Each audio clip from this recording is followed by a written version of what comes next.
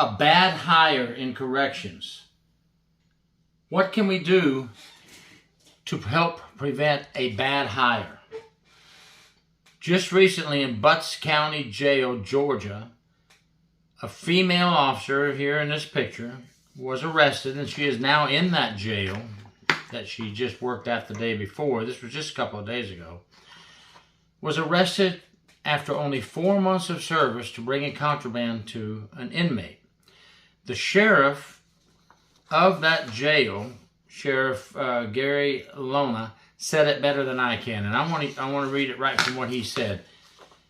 In my 28-year law enforcement profession, there is not much that shocks me, and I let very few things bother me.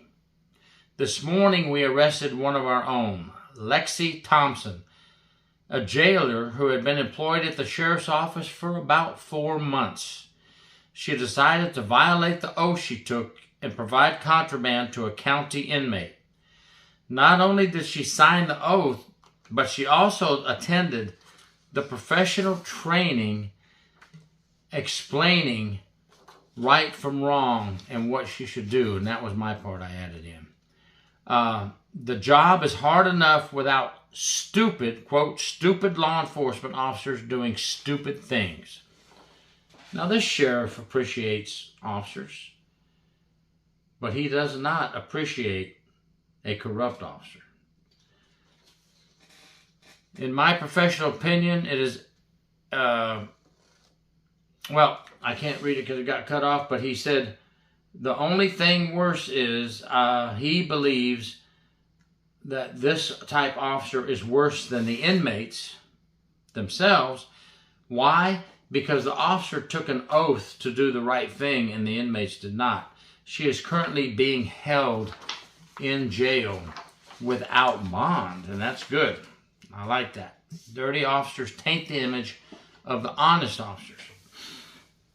You know, and also recently in Virginia, a federal correctional officer was busted with $150,000 worth of narcotics and cash and things, and he admitted to bringing contraband into inmates.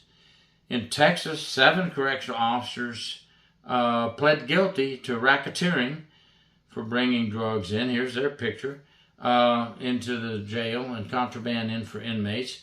One of these 7 was a captain. So when you talk about leadership, training officers correctly and watching out for officers crossing the line or caught in the inmate manipulation trap, and then you have a captain involved in it, what are the chances of the officers below having a chance, you know? Then you, it's just bad. What do we do to make better hires? It's always a big question. How do we train to retain? Well, number one, we have to do a better job with recruiting. And I see some people putting under these questions, pay more money. I want to see the officers get more money. I think all the corrections officers should get a pay raise. But I've seen agencies where officers are making $90,000, $100,000 a year in some of these bigger cities and still having officers bring in contraband. I believe an officer should get paid very well. But I also know that the amount of money you're making is not going to stop someone who wants to cross the line for greed and make larger and bigger amounts of money. So, we must do a good background check, thorough background check, and we must do a investigation of our own hiring process. Okay, we must go in and find out how we're doing it now, how many officers are we losing now, and at what stage are we losing them? What are we losing our officers for? They just did it a year or two and they went out, they said it's not for them. Okay, they didn't like the job. We're losing them to smuggling drugs and arrests, disciplinary issues, etc. Why are we getting this group? What can we do to better our hiring process, and do we need to go outside of the areas we're currently hiring from now and try to find officers. Realizing that people aren't going to drive a long way to work at the jail or prison, so we're kind of stuck to our local area. But can we get outside our local area somehow? Not too far, but within reasonable distance. And we need to reevaluate our hiring process. Every agency should do that. Every agency should. I just think it's good practice to try to find out what we're doing wrong in our hiring process. If your agency is not doing that or is not willing to do a survey of their hiring process and try to make it better, then I think something's wrong and it needs to be fixed.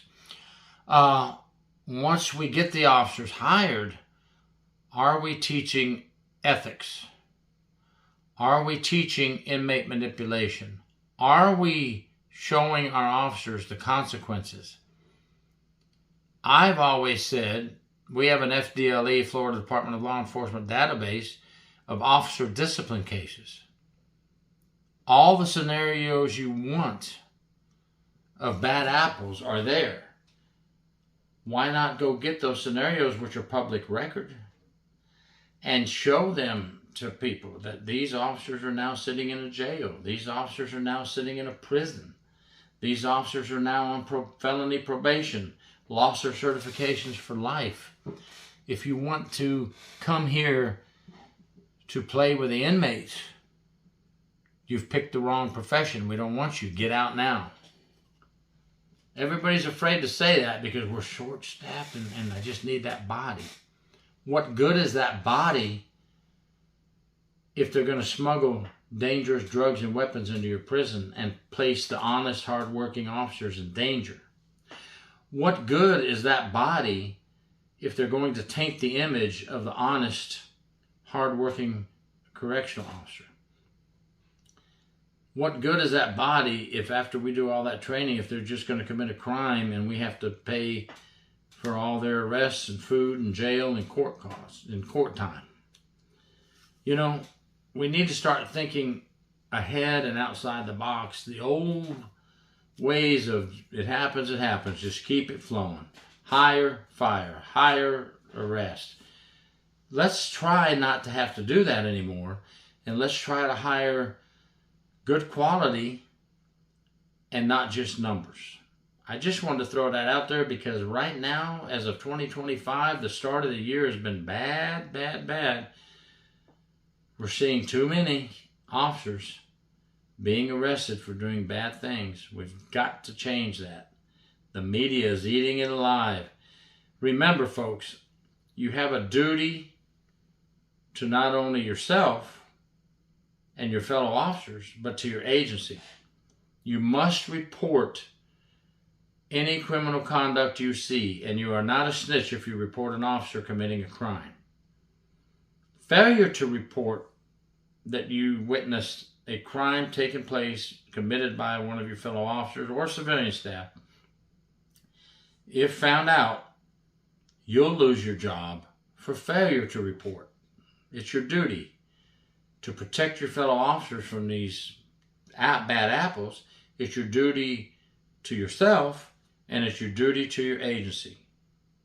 Let's work together to stop crime among the ranks. Thank you. Gary York, True Prison Stories.